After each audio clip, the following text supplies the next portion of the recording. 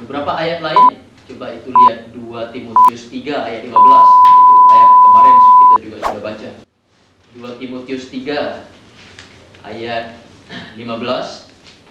Bunyinya begini, ingatlah juga bahwa dari kecil engkau sudah mengenal kitab suci yang dapat memberi hikmat kepadamu dan menuntun engkau kepada keselamatan oleh iman kepada Kristus Yesus. Nah, ini sekali lagi apa yang dikerjakan oleh kitab suci, oleh Alkitab, oleh firman Allah di dalam hidup orang yang belum percaya. Orang yang belum percaya, kalau mereka mendengar firman Allah, oleh firman Allah itu dituntun, oleh firman Allah dibawa kepada keselamatan. Ini sama seperti kita dulu ya, kalau kita ingat, kita diselamatkan karena mendengar firman. Kita jadi mengerti, kita jadi sadar, kita jadi bertobat. Mungkin satu ayat lagi. Kita coba lihat 1 Petrus 1 ayat 23. Karena kamu telah dilahirkan kembali bukan dari benih fana, tetapi dari benih yang tidak fana, oleh firman Allah yang hidup dan yang kekal. Dan di sini firman Allah bukan hanya disebut sebagai yang hidup, tapi juga yang kekal. Dan firman Allah yang hidup dan yang kekal ini rupanya bekerja di dalam diri orang yang dulunya belum selamat itu, supaya mereka bisa diselamatkan, ya kan? Karena kamu telah dilahirkan kembali, maksudnya diselamatkan oleh benih yang tidak fana, yaitu oleh firman Allah yang hidup dan yang kekal. Ini menjelaskan lagi apa yang dikerjakan oleh firman Tuhan di dalam diri orang yang belum selamat. Jadi, saudara tidak perlu putus asa ya. Hari ini saudara nginjil, hari ini memberitakan firman Tuhan kepada orang yang masih belum selamat. Mungkin mereka hari ini belum mau percaya, belum mau menerima. Tetap itu saudara. Jangan ragu-ragu, firman Tuhan tidak akan pernah kembali dengan hampa. Firman Tuhan akan terus kerja dalam hati dia. Akan terus itu meyakinkan dia. Sampai kapan? Sampai orang itu mau datang kepada Kristus dan bertobat.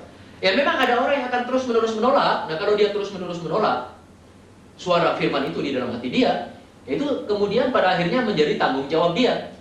Kalau akhirnya, sampai pada akhirnya dia kemudian binasa karena menolak terus, itu tanggung jawab dia. Ada satu cerita di sini mengenai seorang pendeta yang berdebat dengan seorang ateis. Tahu kan ateis? A itu tidak, teis dari kata theos, Allah, berarti orang yang percaya bahwa Allah tidak ada. Nah kalau orang itu percaya bahwa Allah tidak ada, berarti dia juga percaya Alkitab ini bukan firman Tuhan. Dia juga percaya bahwa surga nggak ada, neraka nggak ada, bukan?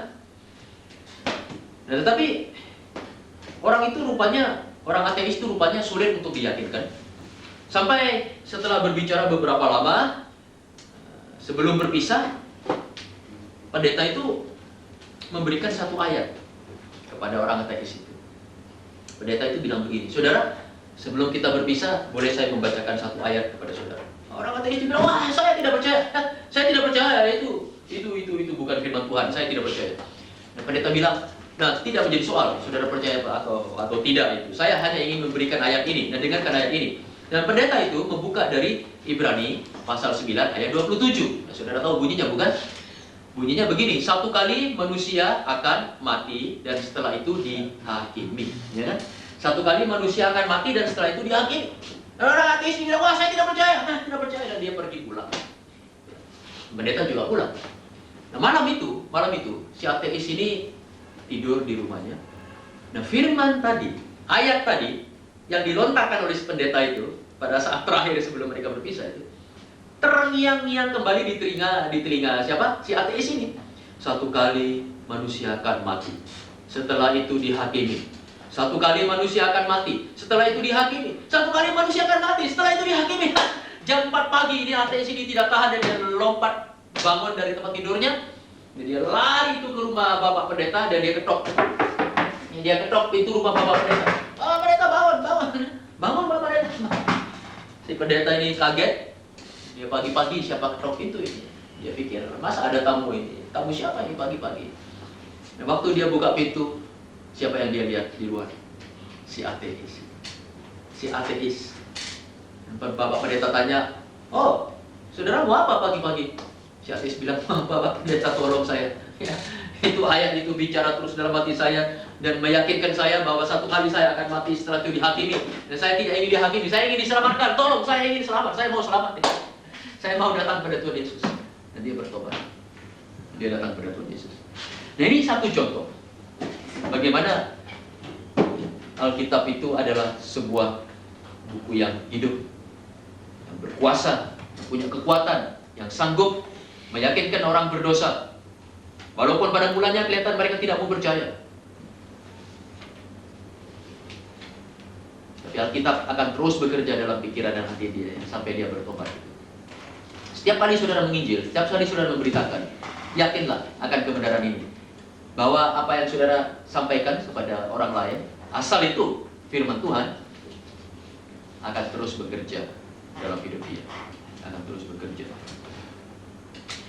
Karena itu, maksud saya begini. Nah, iblis sangat mengetahui hal ini. Ya. Iblis tahu benar betapa ampuhnya, betapa besarnya itu kuasa hidup dari firman Allah ini. Iblis tahu benar. Karena itu iblis akan selalu berusaha keras membuat Alkitab ini tidak dibuka dan tidak dibaca oleh orang, termasuk orang-orang Kristen. Kalau bisa Alkitabnya itu ya, ditutup saja, ditaruh di lemari. Dan iblis akan berusaha keras untuk itu, dan iblis akan rajin sekali akan berbuat itu. Rajin berbuat supaya orang Kristen tidak baca Alkitab. Termasuk juga lebih-lebih itu orang yang bukan Kristen. Iblis akan berusaha menutup Alkitab dari mereka dengan 1001 macam cara. Saya baru bicara, bukan baru, tapi beberapa bulan yang lalu saya pernah bicara dengan satu orang yang dia bukan Kristen, ya, dia bukan anak Tuhan, dan saya memberikan kepada dia waktu itu, ya karena kenal, saya di mobil saya waktu itu kebetulan ada buku pedoman hidup. Buku pedoman hidup itu menceritakan, isinya itu menulis mengenai bagaimana manusia berdosa bisa diselamatkan di dalam Tuhan Yesus itu ya. Jadi isinya Injil lah itu kasarnya. Tapi waktu dia membuka itu dan mulai menyadari apa isinya itu, setelah dibuka 1-2 halaman, dia bilang, maaf, saya tidak mau baca ini ya, saya kembalikan. Nggak apa-apa ya, katanya. Memang orangnya baik, tapi dia tidak mau membaca. Saya tanya, loh kenapa? Ini akan menambah pengetahuan hidup, ya? Ini akan menambah pengetahuan saudara. Tidak, maaf, karena saya bukan, maksudnya bukan dia. Bukan seperti kita ya, bukan orang Kristen. Maaf, saya bukan orang Kristen. Saya tidak boleh membaca buku-buku begini. Coba, saya tidak boleh membaca buku-buku macam ini. Dari siapa ide itu? Dari siapa ide itu? Dari iblis. Karena iblis tahu, begitu manusia berdosa membaca firman Tuhan, dan firman Tuhan itu terbaca oleh mereka, iman bisa timbul. Iman bisa timbul. Mereka bisa ditempelak, diyakinkan, kemudian percaya, kemudian diselamatkan. Dan iblis tidak mau itu manusia diselamatkan. Itu yang pertama. Karena apa? Karena Alkitab hidup. Karena dia hidup ada kuasa. Karena ada kuasa dia bisa bekerja di dalam hati orang yang belum selamat.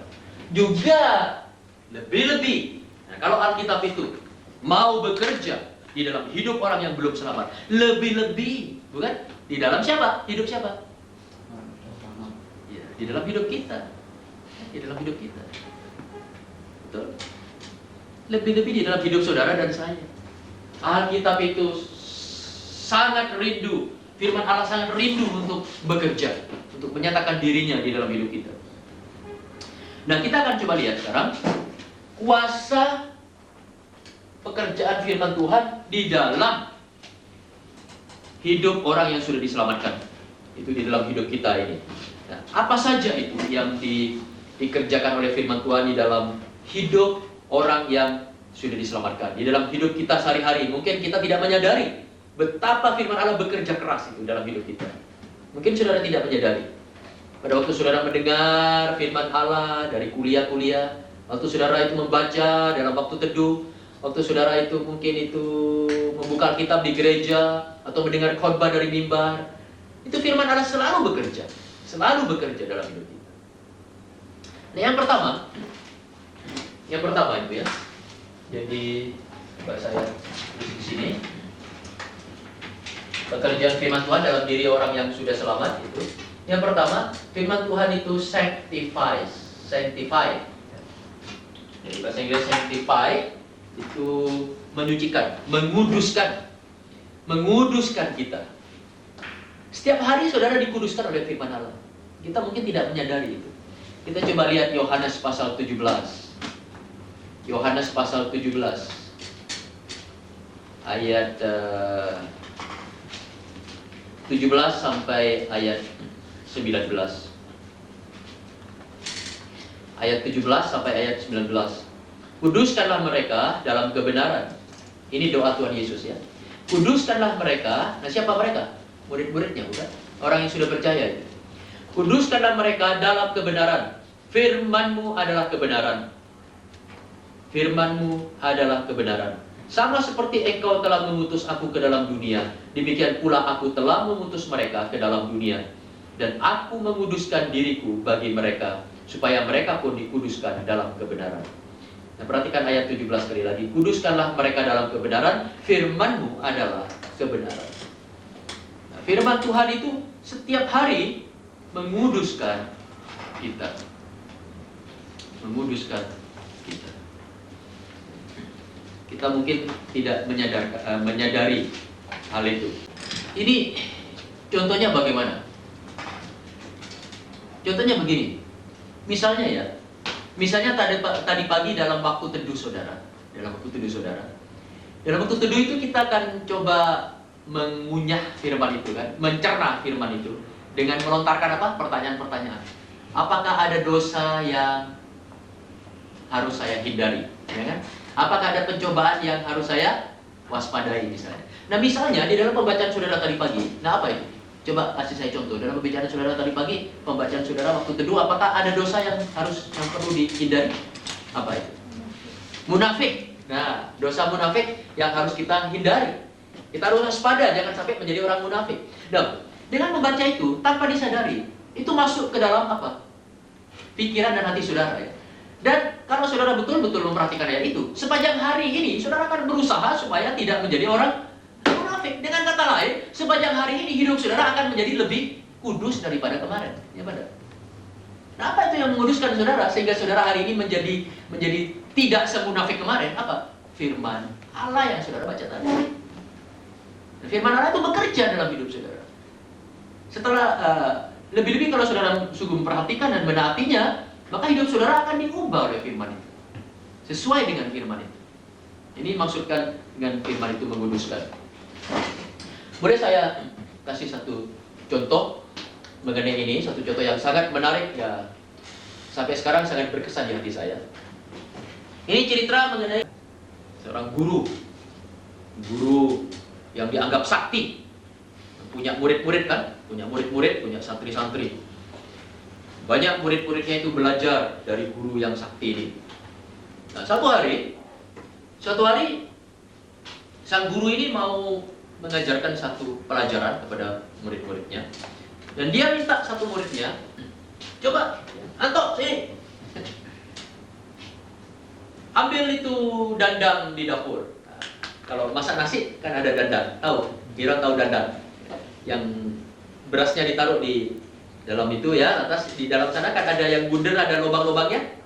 Nah, itu dandang, ada lubang-lubangnya. Dan nasinya di atasnya itu kalau sudah matang kan. Ambil dandang itu. Atas Anto ambil dandang itu. Ini Pak Guru. Lantas Pak Gurunya perintahkan kepada Anto. Baik, ambilkan saya air di sumur. Air di sumur. Memakai dandang ini. Si Anto agak heran. Kok suruh ngambil air di sumur pakai dandang? Nah, airnya kan jatuh semua nanti, kan lubang-lubang gitu. Tetapi, you tahu sendiri ya, seorang murid tidak berani membantah gurunya, ya kan? Apalagi ini guru yang sakti. Ya, dia hanya jalan aja ke sumur, dia itu timba air di sumur, dia itu masukkan air ke dalam dandang itu, lantas cepat-cepat dia bawa kepada gurunya. Tapi barang sampai kepada gurunya tanya, mana airnya? Waduh ya, waktu membawa ke sini airnya sudah jatuh semua, bukan? Sudah keluar semua. Gurunya bilang, ambil lagi. Dia pergi lagi ke sumur, walaupun dia heran, walaupun dia tidak mengerti maksud gurunya. Dia heran, dia ambil lagi air. Dia bawa lagi kepada gurunya. Sampai di gurunya, mana airnya? Waduh ya, sudah habis lagi, sudah keluar lagi. Karena dandang itu ada lubang-lubangnya. Lubangnya cukup banyak. Gurunya bilang, ambil lagi. Ya, ambil air lagi di sumur itu. Dan Anto pergi lagi. Ambil lagi air. Sampai kepada gurunya, airnya sudah habis lagi. Dan gurunya perintahkan lagi, ambil lagi. Dan begitu juga, ambil, datang, habis, ambil, datang, habis. Nah, setelah beberapa kali, pada kali yang terakhir, gurunya mengatakan, nah sekarang Anto, coba lihat dandang itu sekarang. Apakah ada perubahan pada dandang itu? Karena saudara disuruh mengambil air pakai dandang yang baru dipakai anak nasi. Kira-kira ada perubahan enggak pada dandang itu? Perubahan apa? Siapa tahu? Ya, dandangnya jadi bersih. Dandangnya jadi bersih karena beberapa kali dipakai untuk mengambil air, airnya habis, ngambil lagi airnya habis. Tapi airnya mungkin akan habis. Setiap kali diambil airnya akan itu keluar dari lubang-lubang itu, tapi dandangnya jadi bersih. Itu sama dengan firman Tuhan. Mungkin saudara membaca firman Tuhan pagi ini, waktu teduh, saban pagi, saat bangun tidur, malam mau tidur, waktu teduh, merenungkan lagi firman Tuhan. Apa yang direnungkan 2 hari yang lalu sudah lupa, hilang entah kemana, ya kan? Seperti air yang diambil pakai dandang, begitu sampai kepada gurunya sudah hilang airnya, habis, berjatuhan di tengah jalan. Ya mungkin waktu teduh yang saudara lakukan 1 minggu yang lalu sudah gak ingat lagi. Itu sudah melayang entah kemana, itu ke negeri antah berantah. Ya mungkin yang kita baca mungkin pagi tadi kita juga sudah gak ingat itu misalnya. Tetapi tanpa kita sadari, hidup kita, loh, dibandingkan 10 hari yang lalu, hidup saya hari ini lebih suci, ya, lebih suci dari 10 hari yang lalu. Ada perubahan dalam hidup saya. Loh, dibandingkan saya baru masuk ke SPAI, waktu baru masuk saya liar. Barang sekarang sudah 10 hari, loh, saya kok jinak secara rohani ya. Oh iya. Itu pekerjaan firman Tuhan dalam hidup kita. Dia menguduskan hidup kita. Dia menguduskannya hari ke hari. Mungkin engkau tidak mengerti waktu engkau membacanya. Mungkin engkau tidak menyadari waktu engkau membacanya, ya kan? Atau waktu merenungkannya. Mungkin itu engkau tidak tidak sungguh insaf apa yang sedang terjadi di dalam dirimu yang dikerjakan oleh firman Allah. Tapi yang pasti firman Allah terus bekerja dan sedang mengerjakan sesuatu. Yang pertama yaitu dia menguduskan, saudara, menguduskan. Sampai setelah 3 bulan, setelah itu 3 tahun, setelah 13 tahun, setelah 15 tahun, kita menyadari betul, kita bisa melihat, oh iya, kenapa hidup saya berubah? Kenapa? Karena saben hari firman Allah bekerja dalam hidup saya. Jadi, izinkanlah firman Tuhan itu bekerja dalam hidup saudara setiap hari. Setiap hari. Makanya jangan pernah meninggalkan waktu teduh misalnya. Itu waktu teduh sebetulnya cuma salah satu cara untuk memberikan kesempatan kepada firman Allah bekerja di dalam hidup kita. Dalam soal ini, untuk menguduskan hidup kita. Bukan itu caranya firman Allah dibakar, abunya dimasukkan ke dalam gelas, dikasih air, diminum. Bukan begitu dong caranya. Caranya dengan dibaca, direnungkan, dipelajari, dihafalkan, ya kan? Baik. Mendengarkan firman Tuhan juga. Baik, yang kedua sekarang. Yang kedua, apa yang dilakukan firman Allah dalam hidup saudara? Yang pertama, firman Allah apa tadi? Menguduskan. Yang kedua, firman Allah itu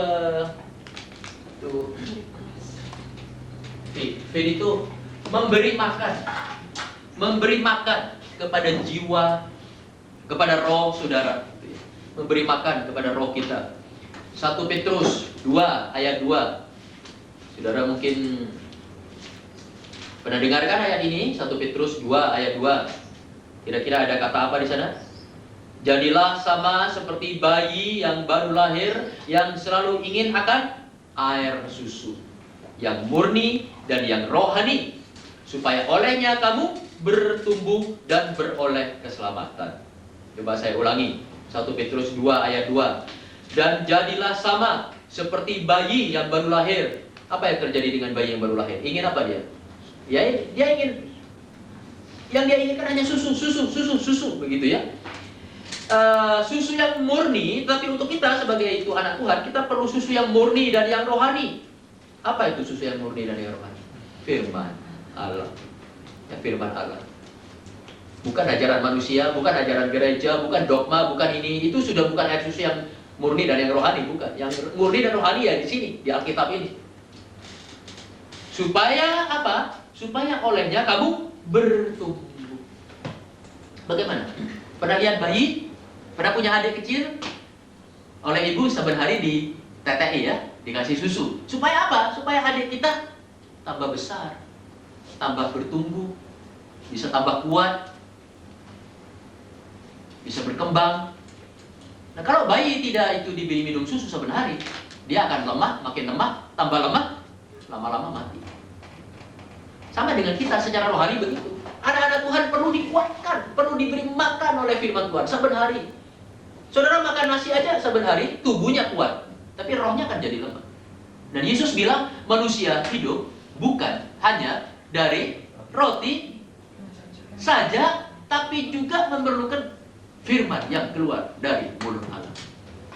Soalnya manusia itu bukan tidak terdiri dari badan saja. Badan kita memang perlu nasi atau roti, tapi roh kita ini juga harus sama-sama bertumbuh.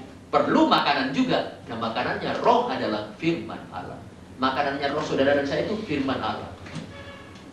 Makanya firman Allah kita katakan bekerja di dalam hidup orang yang sudah selamat, di dalam hidup anak-anak Tuhan, yaitu memberi makan rohani kita, memberi makan rohani kita.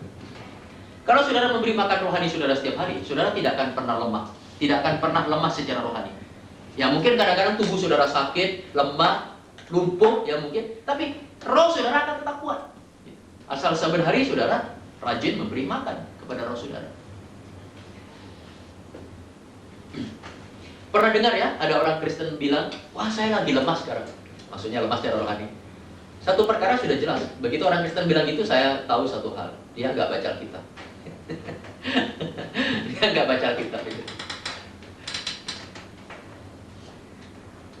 Sudah nggak bisa disembunyikan lagi itu. Ketahuan sudah. Kalau ingin kuat, ya bacalah Alkitab.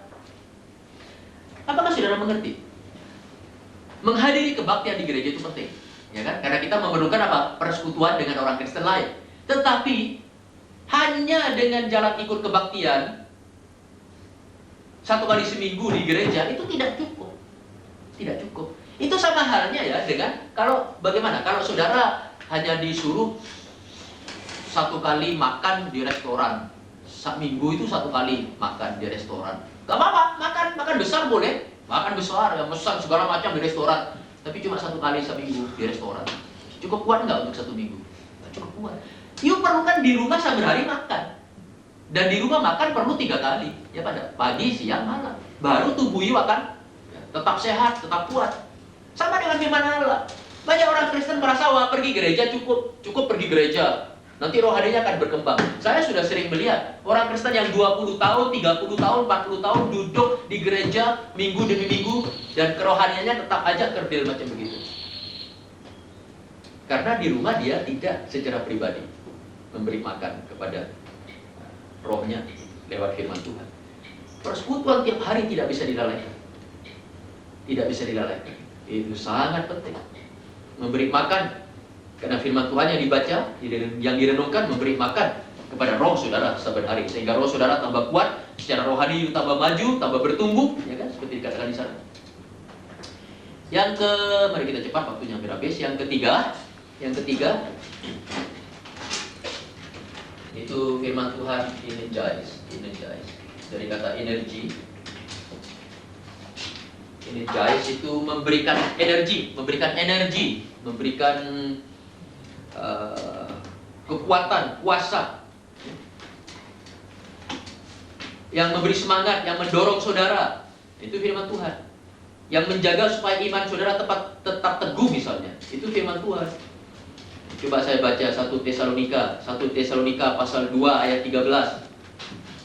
1 Tesalonika 2 ayat 13. Dan karena itulah kami tidak putus-putusnya mengucap syukur juga kepada Allah, sebab kamu telah menerima firman Allah yang kami beritakan itu, bukan sebagai perkataan manusia, tetapi, dan memang sungguh-sungguh demikian, sebagai firman Allah yang bekerja juga di dalam kamu yang percaya. Yang bekerja juga di dalam kamu yang percaya. Itu maksudnya yang memberikan energi kepada saudara, sehingga iman saudara tetap teguh misalnya, supaya pendirian saudara tetap kuat di dalam Tuhan misalnya. Memberikan energi supaya saudara nggak lemas secara rohani, nggak mudah digoncangkan oleh sesuatu. Itu siapa yang memberikan energi? Kita tahu segala sesuatu perlu energi ya. Tanpa energi nggak ada listrik yang hidup. Tanpa energi kamera ini nggak jalan. Tanpa energi mobil nggak bisa berangkat. Kita sendiri juga ya, untuk bisa bekerja, belajar, bergerak dan sebagainya perlu energi. Secara rohani begitu juga, kita perlu energi. Energinya firman Allah. Kalau sudah jadi saudara harus itu mengumpulkan energi sebanyak-banyaknya, mengambil energi, menyerap energi sebanyak-banyaknya dari firman Tuhan ini, supaya saudara mempunyai cukup banyak kekuatan untuk hidup secara rohani. Lantas yang keempat, firman Tuhan itu build up itu membangunkan kita, bukan tidur dibangunkan, bukan itu maksudnya, tapi itu membangun, itu maksudnya mengokohkan, meneguhkan, menumbuhkan, mengembangkan kehidupan rohani saudara. Coba Kisah Rasul 20, Kisah Rasul 20 ayat 32. Kisah Rasul 20 ayat 32. Dan sekarang aku menyerahkan kamu kepada Tuhan dan kepada firman kasih karunia-Nya yang berkuasa membangun kamu dan menganugerahkan kepada kamu bagian yang ditentukan bagi semua orang yang telah dikuduskannya. Kita ulangi, Kisah Rasul 20 ayat 32. Dan sekarang aku menyerahkan kamu kepada Tuhan dan kepada apa? Firman kasih karunia-Nya. Firman yang berkuasa apa? Membangun kamu. Jadi kalau kita limpah dengan firman Tuhan, kita tidak begitu membutuhkan kebangunan rohani, ya kan? Atau pembangunan rohani. Kenapa itu gereja perlu ada kebangunan rohani, sebentar-sebentar ada pembangunan rohani, segala macam? Karena jemaatnya nggak bangun. Kenapa jemaatnya nggak bangun? Nggak dibangunkan, nggak dikokohkan. Jemaatnya tidak limpah dengan firman. Wong taunya cuma nyanyi tok misalnya, ya mana bisa dibangunkan secara rohani. Menyanyi penting, berdoa penting, tetapi firman paling penting. Karena dikatakan di sini firman Tuhan itu yang membangunkan kita, membuat kita bisa besar, bisa kuat, bisa kokoh, bisa teguh di dalam Tuhan, bisa jadi sempurna di dalam Tuhan, dibangunkan supaya makin lama makin sempurna. Kalau jemaat limpah dengan firman Allah, kebangunan rohani tidak perlu. Karena jemaat itu otomatis itu setiap hari bangun secara rohani, ya, dibangunkan secara rohani. Kebangunan rohani diadakan karena itu satu bukti bahwa jemaat ya, kekurangan firman Allah secara pribadi. Mereka tidak pernah mengisi dirinya dengan firman Tuhan, atau jarang sekali.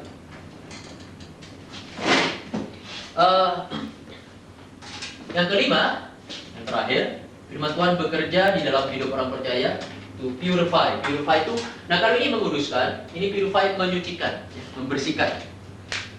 Purify bisa juga itu artinya lebih begini, agak bersifat dalam praktek kehidupan sehari-hari. Praktek kehidupan sehari-hari, coba kita lihat misalnya Mazmur 119 ya. Mazmur 119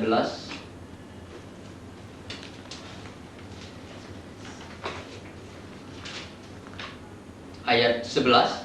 Mazmur 119 ayat 11. Dalam hatiku aku menyimpan janjimu, supaya aku jangan berdosa terhadap Engkau. dalam hatiku aku menyimpan janjimu, supaya aku jangan berdosa terhadap engkau. Apa maksudnya ini? Maksudnya misalnya itu ya, waktu teduh saudara pagi ini ada ayat yang berbunyi, jangan engkau berdusta misalnya. Nah kalau ayat itu atau firman itu kita simpan dalam hati kita, maksudnya kita hafalkan, kita ingat-ingat, itu maksudnya menyimpan dalam hati itu kan bukan kertasnya Alkitab dibakar, abunya diminum dengan air kan, bukan. Tapi diingat-ingat, dihafalkan, bukan?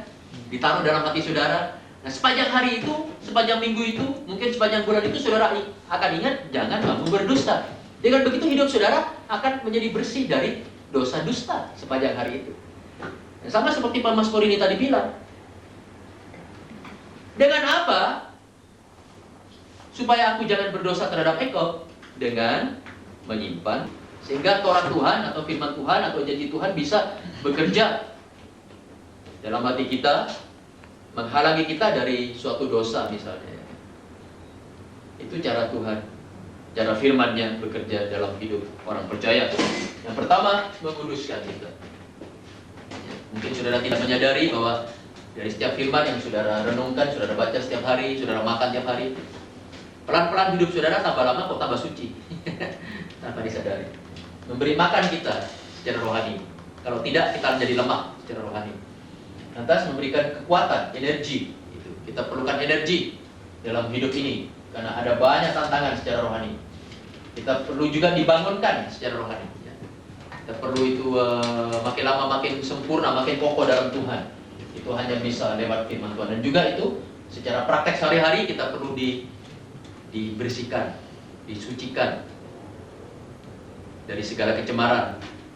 Mungkin ada dosa-dosa yang kita selama ini kurang menyadari, dan firman Tuhan yang kita baca bisa menempelak kita, menginsafkan kita, menolong kita untuk mempunyai hidup yang lebih bersih di hadapan Tuhan dan di hadapan manusia.